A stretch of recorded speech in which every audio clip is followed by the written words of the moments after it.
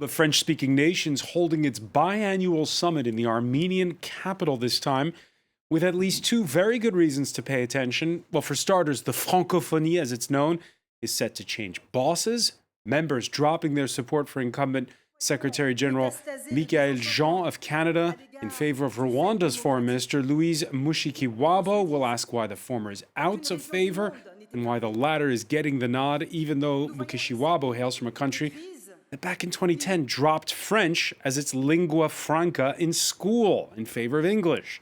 Despite an often fraught relationship between France and Rwanda, why did Emmanuel Macron in the end push Louise Mushikiwabo over Michaël Jean?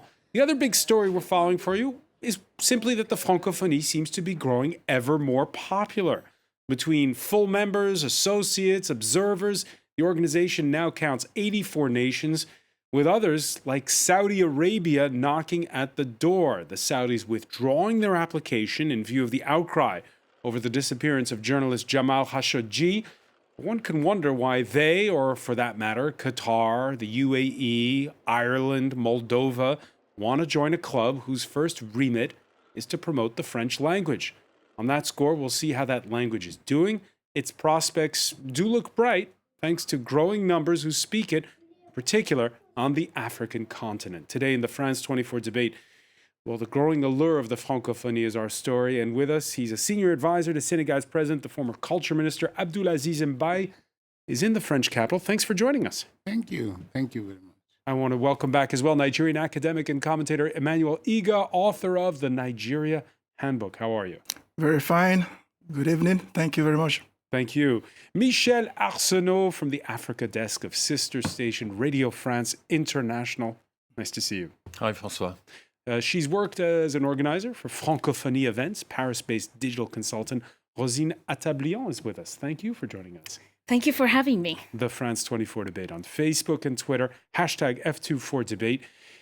During the Rwandan genocide in 1994, when Anglophone rebel leader Paul Kagame took over, he had to vanquish French-backed troops. Nearly a quarter century later, it's quite a turnaround to have Paris endorsing a top official from Kagame's inner circle to head the Francophonie. More on Louise Mushikiwabo from Clément Bonnereau. She has the backing of French President Emmanuel Macron and of all 29 French-speaking countries in the African Union. Louise Mushikiwabo looks set to become the first African woman to lead the international organization of La Francophonie. Born in Kigali in 1967, she fled violence in her country in 1990 and settled in the United States. She only returned to Rwanda in 2008, where she served as foreign minister since 2009. Perfectly bilingual in English and French, she has always defended the voice of her country in the organization of La Francophonie, often criticizing what she says is France's interference in African affairs. Who determines the political future of Africans? It's not Paris, that's obvious. Louise Mushikiwabo's candidacy was made official last May when Rwandan President Paul Kagame visited Paris. She was endorsed by French President Emmanuel Macron, a surprising move given the tense relations between Paris and Kigali since the 1994 Rwandan genocide. France has repeatedly condemned human rights abuses carried out by Kagame's government and expressed concern at its efforts to sideline the French language in Rwanda. English was made an official language in 1994, and Rwanda joined the Commonwealth Organization in 2009. Speaking to France 24, Mushikiwabo said rejecting French was never the plan. I don't think La Francophonie is at war with the Commonwealth, nor is the French language at war with English. La Francophonie is an integral part of a multilingual world, and so is my country. Several NGOs have expressed concern at Mushikiwabo's candidacy. Reporters Without Borders criticizing Rwanda's crackdown on journalists under Kagame. Well, to understand why France is backing the Rwandan foreign minister to be the new Secretary General, Michel Arsenault, we took some images from back in May. Some were surprised to see Paul Kagame here in Paris at the Élysée Palace with the likes of Facebook founder Mark Zuckerberg, for this Viva Tech summit that was hosted by the French president. What happened then? Why is France backing? Look, this is not what happened back then. I mean, anyone who's been paying any attention knows that a rapprochement between Rwanda and France has been on the cards for years now. Even Nicolas Sarkozy, when he was French president, visited Kigali and paid tribute, visited the genocide memorial in Kigali with the foreign minister then, Bernard Kouchner.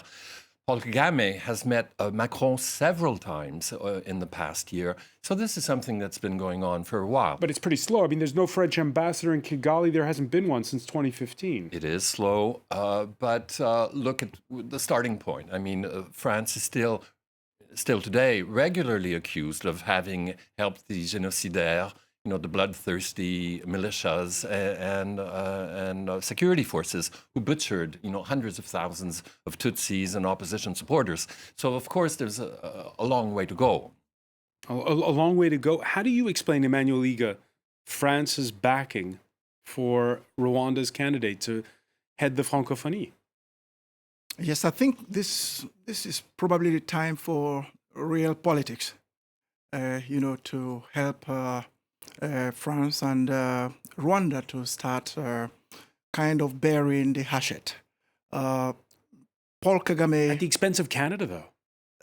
Yes. Paul Kagame is having a difficult time at this moment in, let me say, on the international scene.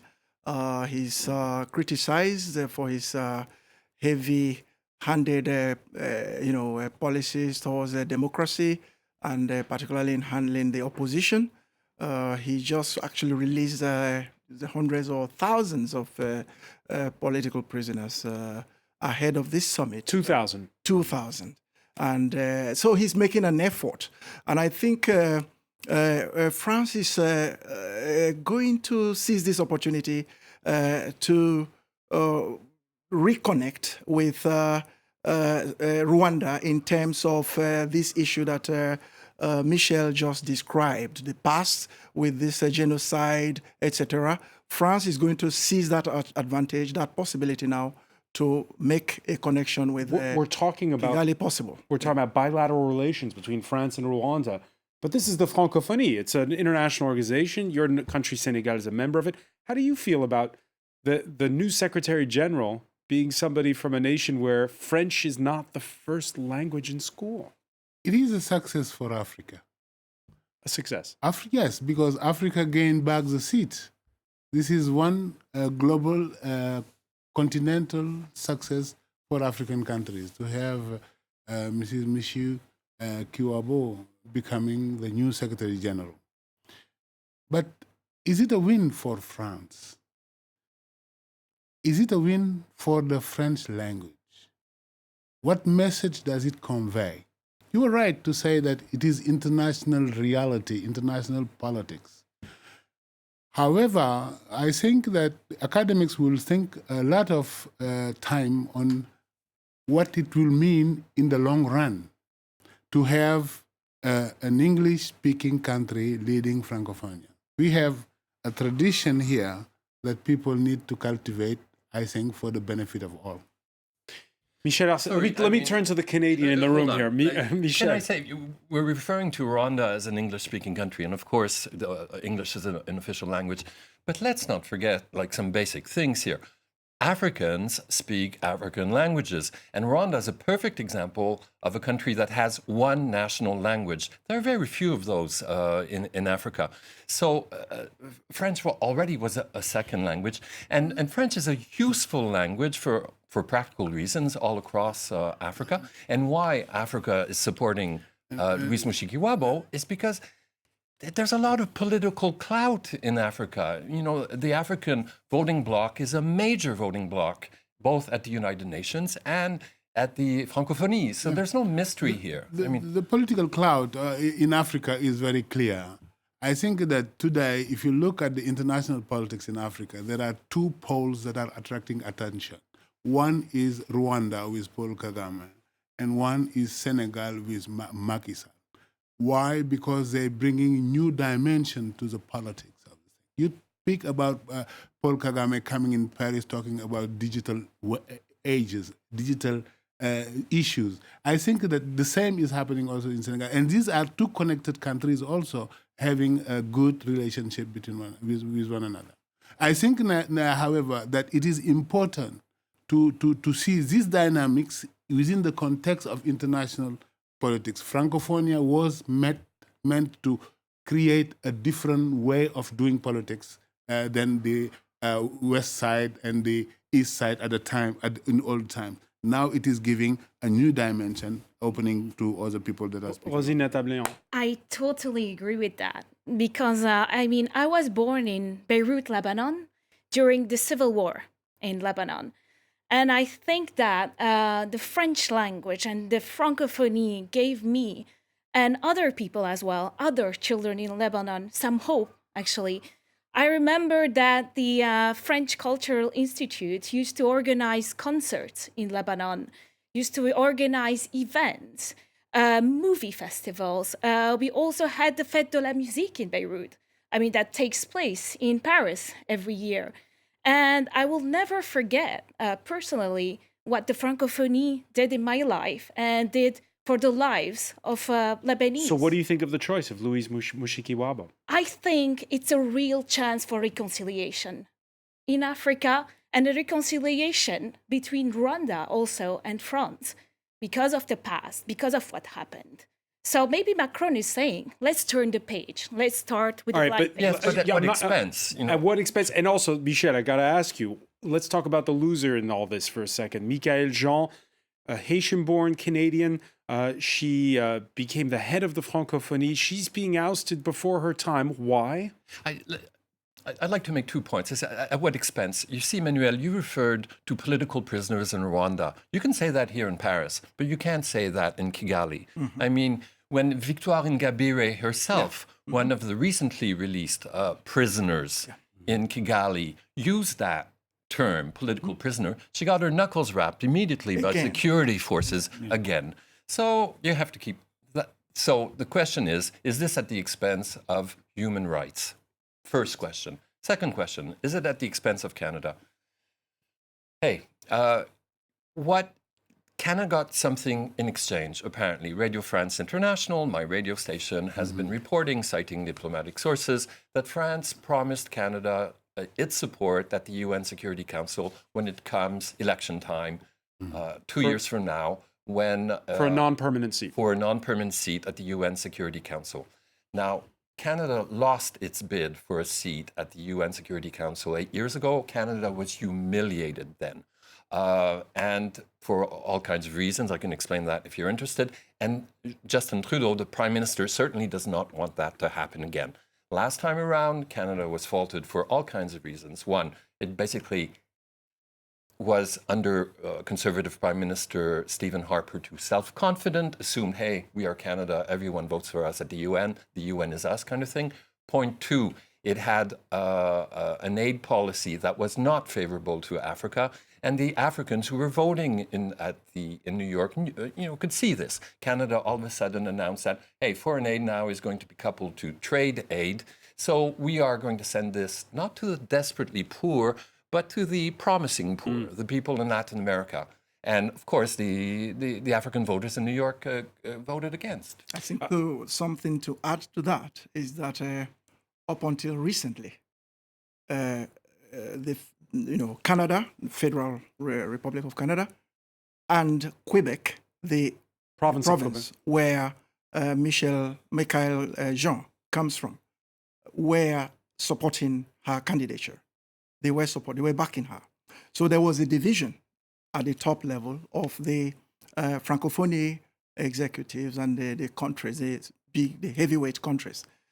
It's just recently, I think a matter of a few days now, we are hearing that she has ceased to be supported by even her country and her province. And that has it's for this reason that on the hashtag behind the scenes maneuvering. On the hashtag F24 debate, lots of viewers reacting. This one, if Canada's defending human rights, why is Trudeau now backing a woman from Rwanda for a new head of Francophonie, a country known for its human rights violations? I have no issue with a new person, but still, do we pick and choose when when to support human rights? This is exactly where we need to be very prudent, because we are leaving the collective interest in the Francophonie countries. They are now 84.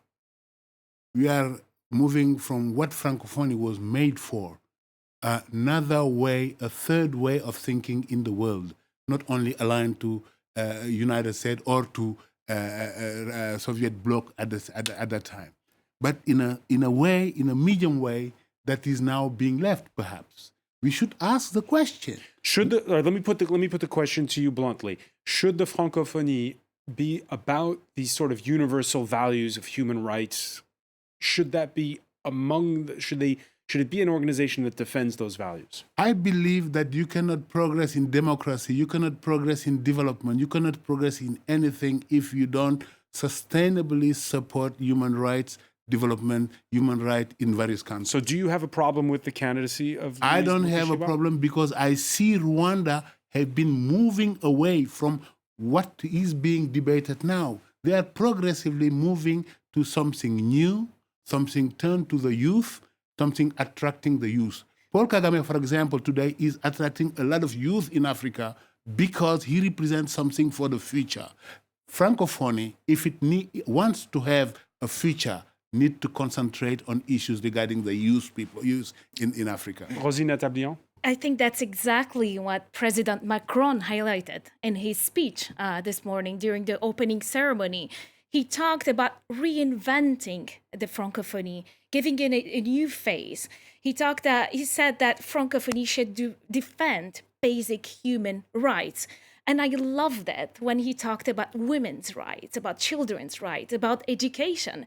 So absolutely. And there's no dissonance when we're talking about the Rwandan candidacy then? I think it's a way of saying, yes, you've violated human rights. Some things have happened in the past, but let's move on. Let's move on. Let's give hope. And if they put Rwanda at the presidency of the Francophonie, maybe it's a message. It's a strong message. Because that is the issue. What is Francophonie for, right? Yes. Okay, so we all agree that it's a small organization. Louise Mushikiwabo herself this morning in a Le Monde interview described it as a mini organization. A mini organization based on language becomes a sort of mini UN, she said in that interview with Exactly. So what she's saying is that even though it's an old boys club, what it is a multilateral organization. And at a time when multilateralism is being challenged by major world players, it's a useful form. Why everyone wants to join the club, we'll be picking up on that point when we come back. Stay with us. You're watching the France 24 debate.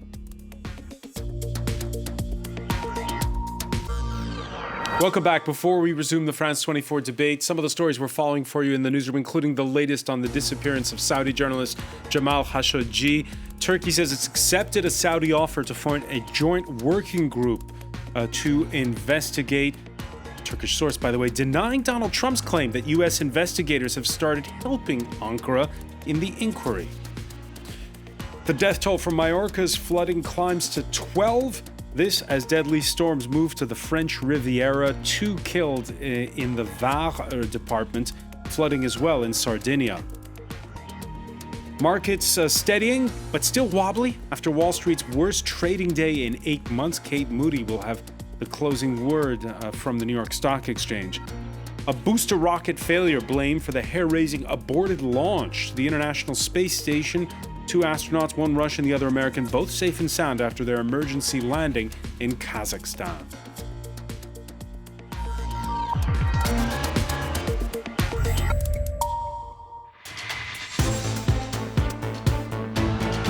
Welcome back, or welcome if you're just joining us. It's the France 24 debate. We're speaking as leaders from the Francophonie, the club of French-speaking nations, are gathered for a summit in the Armenian capital, Yerevan. With us, former culture minister and senior advisor to Senegal's president, Abdul Aziz Mbaye. Welcome back. Thank you very much. Welcome back as well to Nigerian academic and commentator Emmanuel Iga from sister station Radio France International. We are joined by Michel Arsenault and Rosine Atablian, who is a digital consultant who's participated in many Francophonie events. Your thoughts on it taking place in Yerevan? absolutely thrilled, actually. I'm of Armenian origins, and it's like a dream coming true. For me, it's especially Charles Aznavour's, the late Charles Aznavour's dream coming true. Because he had been scheduled, I think, to perhaps sing at the summit. Unfortunately, he passed away last week. Absolutely, he was. Supposed to go with President Macron to the summit, but unfortunately, he passed away a week before. But I think this whole summit is dedicated to his memory. It's his work. If this strong affinity exists between Armenia and France, it's due largely to Charles Aznavour. It's also who mostly sang in French. Absolutely, I think he mostly sang in French, who made everybody in Armenia love the French language. So I think we should point out that Armenia is not a French-speaking country per se. It's not officially a French-speaking country, but it's a great lover of France, a great lover of French language and culture. So many Armenians are in France, just like Charles Aznavour and Rosin. So it's one of the specificities of this organization, OEF. You have members that are French-speaking, and you have members that are countries interested in French language. Just like Saudi Arabia was trying to knock on their door, and it's not a French-speaking country. All right, you mentioned Saudi Arabia, 84 members, 54 full members, the club getting larger. We can show you there was a tweet today from the official account of the Francophonie. Welcome to the United Emirates, to Kosovo and Serbia as associate members. They're saying Saudi Arabia withdrawing its request to join as an observer, what with the outrage over the disappearance of journalist Jamal Khashoggi. Your thoughts, Abdulaziz Mbaye? Does Saudi Arabia belong in the Francophonie? We've been talking about the values just a moment ago. Again, Francophonie is a place where they share common values. Anybody who shares these values can join. Does Saudi Arabia have those? I think that basically they have it. They have differences. They have specificities, like all the members of the Francophonie organization today. And it is no difficulty for me to understand Saudi Arabia has a candidate to be an observer, to participate. And it is a good thing that people join places where they have good values. And Francophonia has good values. And the thing that is important to me is that people should focus more on what is the substance of Francophonia. Youth in the world of Francophonia is very important, and people are not talking much about it. I'll have to disagree with you because, in my opinion, Saudi Arabia violates on several levels, on many points, the requirements to join such an organization. We've talked about Rwanda, we've talked about other countries. All countries do not necessarily respect all human rights, but I think Saudi Arabia has financed terrorism. Saudi Arabia still applies, the Sharia, it's their law. They apply the Sharia law. They also, regarding the women's rights, regarding the freedom of speech. Saudi journalist disappeared just a few days ago. If you see the progress that is happening now, and the prince called MBA. The current news cycle calling into question that progress, though. Some of these are signaling changes toward good. Michel Arsenault, a lot of our viewers are asking the question, why would a country like Saudi Arabia want to join the Francophonie? I don't know.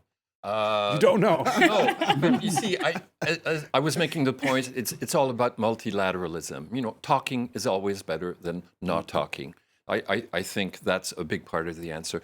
But I should say that the withdrawal of the Saudi candidacy is a terrible hot potato, and Canada will be very happy to see that go away because they've had a diplomatic feud over the past months. The relations are at an all-time low. The Canadian ambassador was basically kicked out last summer. Why?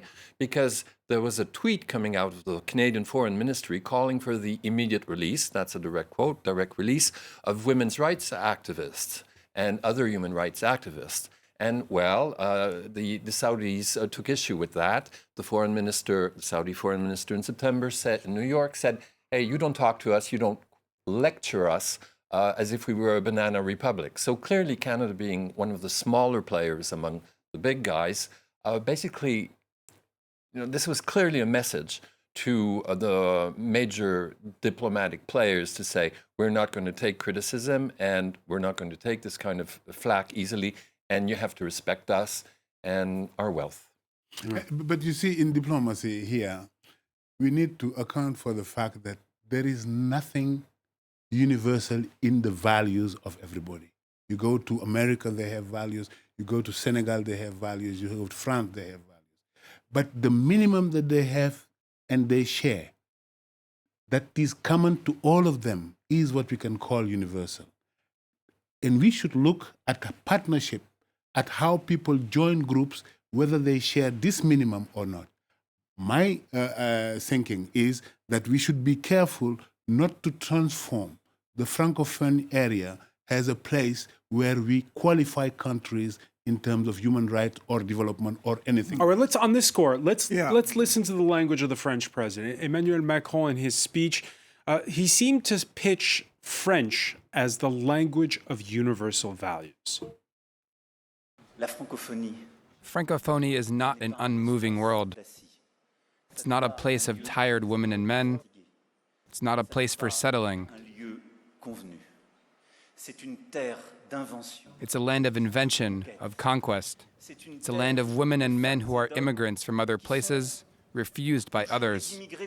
It's the language of asylum seekers, because it's the language of battles. It's the place of dignity. When you hear that language, he's not saying that it's the values of the Declaration of Human Rights of 1789, but it sure sounds like it, Emmanuel Egan. Yes, on that issue of common human rights, I think if we really go on that particular criterion now, there are actually many countries, and particularly African countries, that shouldn't be in the Francophonie organization.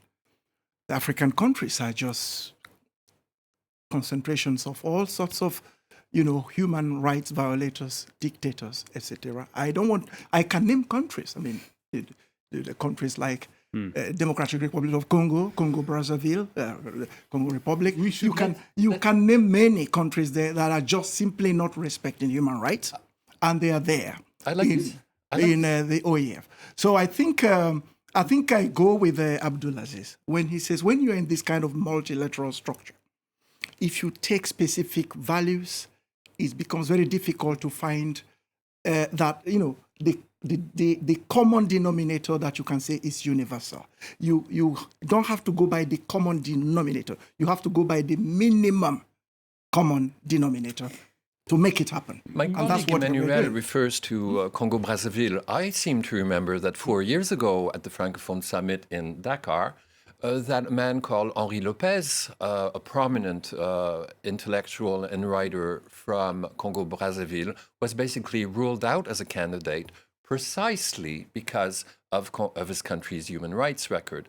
So this raises the issue, what has happened in the past 4 years? Why is it that 4 years ago this was an issue and that it has become all of a sudden not that important? And maybe it's because the role, and I will only say this, and maybe it's because the role of the Francophonie Club is changing, that it used to be maybe, a very ambitious international organization with aims, defending, promoting Certainly that's rights. how Michael Jean described herself as somebody. Yes. She says, I'm here to tout values. It's what differentiates us, even she said at one point, from the Commonwealth. Maybe. And maybe now what we're going to see is the Francophonie turning into a cultural organization, some kind of big universal Alliance Française that will focus on cultural and linguistic issues that make so many people happy. I think that if we go that Should direction... it be a world Alliance Française, a global... No, it cannot be. If it wants to be significant, it needs to be something for the youth. Let me tell you something about Senegal, for example. We are seeing youth asking for new ways of democracy. We want to go from democracy of elites to democracy of collective intelligence. We talk to people directly from port-à-port. The President Macky Sall have done, for example, 1 million port-à-port in Senegal today. to know what people think, what people feel. We have done it in 2011 to build the program on which we are based today, which is called the program Plan Sénégal Émergent. And these things come from when you are with people. You can no longer dictate things from the top. And what I think is that if we continue making the Francophonie has a big club of leaders who speak about the French language, this will not interest the people. But that's exactly what Emmanuel Macron spoke about in his speech, I think. So that's exactly the direction he wants to give to the Francophonie. Exactly. He talked about schools. He talked about digitalization. He talked about IT infrastructures. He even talked about new dictionaries. I love that. Between African, dialects and French. But he emphasized already, on youth. Unfortunately, these exist already. We need to be also taking stock of what progress we have done since the time Senghor, the former president of Senegal, was imagining the Francophonie. Francophonie is a concept born in Senegal. This is why it is important at our heart. But I can tell you that we think that Francophonie should be a tool to develop the new partnership. We don't want partnership for Africa. This is gone, long gone ideas. We want partnership with Africa. This is what China is doing, by the way. This is what India is doing. This is what Brazil is starting doing. Let us do this thing very strongly and go beyond the historical, traditional way of thinking of our relationship with France, French language, and with... All right, this is the segment of the show where we ambush the guests with a pop quiz. We're going to show you a picture now. Let's see if you can guess who this is. Does anyone want to give it a shot? Who is this person? Wow. Your silences speak tomes. Oh. Well, I didn't know until a few hours ago, I must confess, full disclosure. It is Patricia Scotland. She is the Secretary General, Emmanuel, of the Commonwealth. Oh, new Secretary General? Yeah. I haven't been so much in touch with the Commonwealth. I'm in France. Nigeria is a member of both. Of course. Right? Nigeria. As is Canada. As is Canada, yes. I think, and I think this is where your question is very relevant. Okay. I think the Commonwealth has been there, and very old organization. So when you compare the two, which one's faring better? Of course, I think the Commonwealth has a greater experience of international affairs and this kind of multilateral cooperation. I think Organization La Francophonie is humble about that. They are looking at the Commonwealth and seeing how they did their own organization and how they are making it work. And, you know, this is an organization that has been more assertive in criticizing dictators and sometimes ousting dictators or dictatorial regimes from the Commonwealth. The General Abacha's regime in Nigeria in the 1990s, was thrown out of the Commonwealth. Harsh criticism of Mugabe in the 2000s. Mugabe too. What about today? How's what does the future hold for both the Commonwealth and the Francophonie? What I see them doing is to pave the way for the youth, as Abdulaziz is saying, and Rosina is saying. But we have these kind of sit-tight presidents in many parts of Africa. Many countries there, we have presidents that are there for 36 years, some of them 40 years. We've succeeded in, easing Mugabe out. There are others there in Rwanda, in Uganda. We're trying to get the problem of DRC Congo solved. If these people sit tight there, when will the youth take control? This is exactly where the Francophonie should be a place where best practices should be promoted. Best practices exist in Africa. Again, when a democracy is as open as Senegal, in 2011, when the youth of Senegal was unhappy of how the president was manipulating his constitution, you know what they did? They created an association called Yanamar. Yanamar is an association today that is visited by all the presidents that come to Senegal. Right, but Obama and all these people. But now, let me finish, Francois, and you will see. Today, in 2017, when they were upset about situations, what did they create? France Dégage. We need to think about these issues. Because if you don't think about these issues, then we having a problem where we have an organization that is speaking while the reality is going the other way. This is why in our own democracy, we are leading the pace perhaps in new forms of being, in engaging the population and the citizens, which create a place for the youth, a place for women, making sure that they are more involved in Michel the society. Arsenault, be it the Francophonie or the Commonwealth, both of these organizations exist because once upon a time, France and Britain were colonial powers. Not so long ago. Yes, We forget that. We But you see, forget the main that. difference, you see what I find intriguing, is whenever Commonwealth nations meet, they never talk about the promotion of the English language. You know, they don't care about that. And yet, they still meet. So why should La Francophonie be any different? For some reason, you know, when President Macron and others meet, they feel the obligation to pay lip service to the defense of the French language as if it were the only truly real justification of such an And the number of French international speakers, the number of French speakers keeps growing, and yet you feel that the Francophones, French speakers, are still defensive about it. Look, Why? I mean, why is it that the French language is growing? And I say it's only because of Africa. It's because French is a useful language in Africa. If only because, you know, our friend here from Nigeria will tell you that he comes from a country where hundreds of languages are spoken. So having a lingua franca is useful. And of course, the colonial languages, you know, had that function in all the colonial empires, and it's no different than French. Exactly. And French is still a popular language today. Much more so than it is in France. I mean, every single business that opens nowadays in Paris has an English name. It is not the case in Africa. Absolutely. And this is exactly where, very good point here, because I remember when I was a young diplomat in South Africa in the late 90s, South Africa was emerging as a democracy, and they were choosing their passport. And their passport was done in two languages, French and English, because they wanted to promote this idea that Macron was mentioning, that French is a language of resisting things.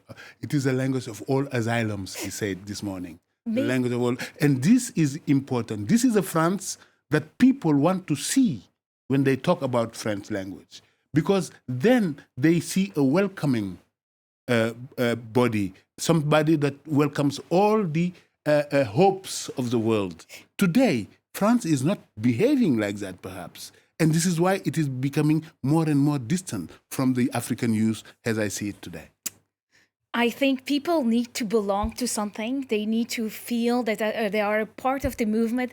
And I think that the magic of the siècle des Lumières, the French 19th century, all these philosophers is still there.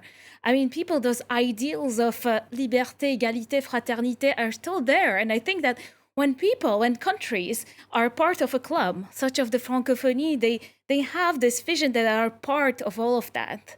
And I think that it's like... is it going to be the language of freedom in the future? The question put. A little under 1 month from now, it'll be French literary prize-giving season. One of the early favorites for one of the big prizes is a first novel by a Senegalese writer, David Diop. His Soul Brothers tells the intimate tale between the tirailleurs sénégalais. Those are sharpshooters from Senegal serving in World War I for France. Diop told our own Nicolas Germain how he was inspired by the great West African novelist Amadou Kourouma and his ability to convey thoughts from his native tongue into French. I was inspired by him and his work and wanted to give a rhythm in French that reminded me of that in Wolof. That's why there's this sense of repetition, which is rather particular. French is actually a flexible language. It can be adapted to other rhythms and to other cultures if needs be. Just very quickly, because we're almost out of time. Emmanuel Liga, you who speaks both, do you agree with that? Is French a language that sort of lends itself better to African languages? Well, African languages that are very precise in their expressions, very precise. And I think that's one thing we share with French language. French language is a language of precision. It's more precise than English language. And I think that's why they made it the language of diplomacy, because diplomacy looks for, put the dots on the I's. And I think, yes, France is it understands that, but they are not pushing enough for the way I think they should, particularly in a country like Nigeria, 200 million inhabitants, and they are not yet where they should be in terms of the number of Nigerians that are speaking French language. They're speaking the French language. Yes. That'll be the final word. Emmanuel Iga, I want to thank you. I want to thank as well Rosine Atablian, Michel Arsenault, Abdulaziz Mbaye. Stay with us, though. Media Watch is next.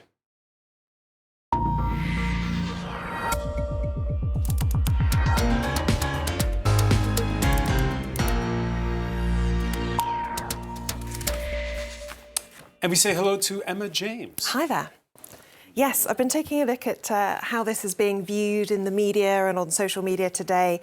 And it does seem a lot of the focus is on the controversy surrounding who is expected to become the next Secretary-General, Louise Mushikiwabo. Now, she has certainly been trying to make an effort to win over her critics. She took to the stage last night, doing a traditional dance along with a team of performers, singers, dancers, who interestingly, apparently, most of them actually are based here in France. There's been a lot of criticism about just how francophone is Rwanda, and they actually chose to have performers who are based here in France. Now, Rwanda's The New Times newspaper went as far as to say that she had the crowd mesmerised at this performance last night, and she does bust some pretty good moves. She's making perfect movements. Absolutely, I was pretty impressed. Watched that in Paris, so I know she's doing it very well. Cool, that's very good to know. So yeah, it is interesting to see that she's gone that direction to show herself as really being very human and getting into the spirit of things in a very big way. There's been some excitement online from those in Rwanda. This is a journalist and photographer based in Kigali, saying that because she's a woman, she's African, Pan-African, he says, very competent, but beyond everything, because she embodies the values of humanity that our world needs. Everyone should get behind her, according to him. However, of course, there are many, many critics out there, including Ken Roth from Human Rights Watch, who talks about the fact that the government is releasing political prisoners, but there's a lot more to be done to end intense repression in the country. There's a lot more detail on the Human Rights Watch website itself. In this piece, is Rwanda's a political thaw real? And they say that really the country has got to show that it's genuinely turning over a new leaf, and that it's ready to uphold the tenets of La Francophonie, namely human rights, most importantly. And they talk in particular about the fact that the government has to end summary executions, enforced disappearances, unlawful arrest and detention, and torture, which he says are far too common in the country to this day. It's not just human rights organisations raising concerns either. RFI, our sister radio station, has been looking at this issue, and they have spoken to Paul Béranger, who is an opposition politician on the island of Mauritius. Now, he also has some criticism for Emmanuel Macron wrapped up in his comments. He says Macron has used La Francophonie as a French toy, saying it's bad news. It is supposed to promote the values of the French language and human rights, which he feels is not being embodied by this expected appointment. In this article in Le Monde, they've spoken to Louise Mushikiwabo in great detail about a lot of things, and she does answer her critics to an extent in this piece. On the issue of human rights, she says there are always improvements to be made and that no country is beyond reproach. She also signals a desire to really move on from Rwanda being seen as the place where a genocide happened, and she talks about the fact that half of people in Rwanda now weren't actually born when that took place. So she's talking really about trying to see a better future and also a focus on youth as well.